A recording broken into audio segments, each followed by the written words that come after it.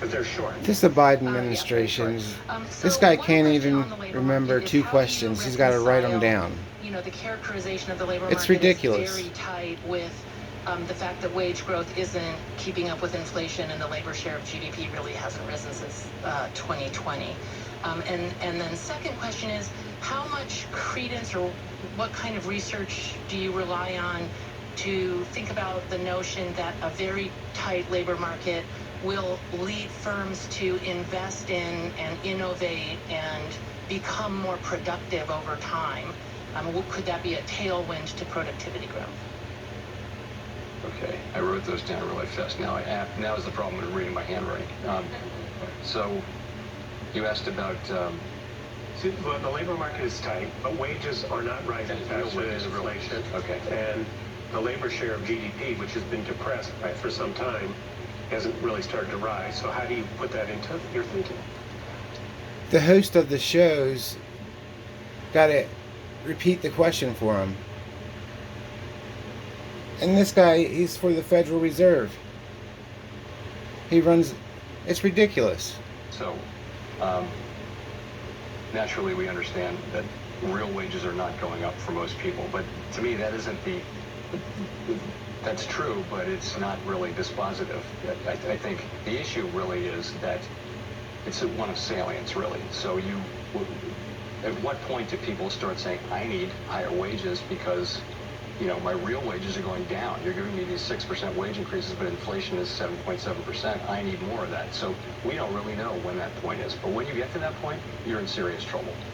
What do you know? We're at that point, but it can't be that we can go on for 5 years at very high levels of inflation and that it doesn't work its way into the wage and price setting process pretty quickly. So that's a serious concern.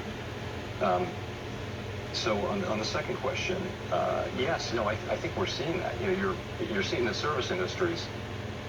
You're going to see, you know, this labor shortage that we have, as I mentioned, it doesn't look like it's going labor away shortage, soon. my ass. Absolutely, I think, certain to lead to a lot of investment in technology and, you know, labor replacement technology where there isn't labor. And I think you'll see quite a bit of that. And could it be a dividend going down the road? I would think it'll have to be to provide the services that the public wants to buy. So now he's saying they need to come up with ways companies need to come up with ways to get the work done to replace humans that don't want to work. Man, these people are friggin' insane. JP Morgan. So you spoke about going somewhat restrictive and then staying there for a long time. Why would you prefer that over a shock and awe approach that goes very restrictive but for a shorter period of time? And I ask that because there's some evidence that sacrifice ratios are lower in a more aggressive regime like that. I think we've been pretty aggressive, I would say. I wonder how long he stayed on the tit. I don't agree. I mean, we wouldn't, to just raise rates and try to crash the economy and then clean up afterward. I wouldn't take that approach at all. I think we're in a position where the right thing to do is to move really quickly as we have, and now slow down and get to that place where we think we need to be. And by the way, there's high uncertainty around that. We have a broad set of thoughts about where that destination might be, but we could be wrong. It can be higher than that. It could even be lower than that.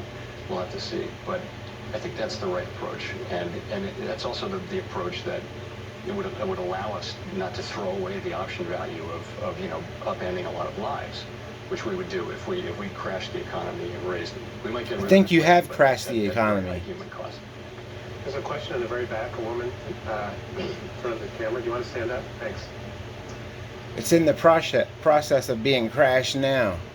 Thank you so much for seeing me in the back here. Nancy Marshall-Genzer from Marketplace. Just wondering, Chair Powell, is the Fed in danger of neglecting its maximum employment mandate? Is the maximum employment mandate taking a back seat to the stable He's prices probably or bending inflation Nancy mandate? Pelosi over. No, absolutely not. Absolutely not. The thing is this: without stable prices, Better watch out, boy. Come home with the clap. That's how I think about it, and I think my colleagues as well. In the sense that if you're constantly fighting off inflation and having these battles and having to raise rates, and it goes on for 5 or 10 years as it can, you're not going to have maximum employment. the kind of the situation we would love is to have another one of these very long expansions. We've had 4 of them now in the last they want another several decades. Really, when inflation was low after the 70s, we got out of the habit of these short inflation-driven business cycles, and we were able to reach. You saw where we were 3.5% unemployment. Those are really good for, very beneficial to our society to have these long expansions, and the benefits start to go to people at the lower end of the spectrum in the 7th or 8th year in the last freaking cycle. crazy. So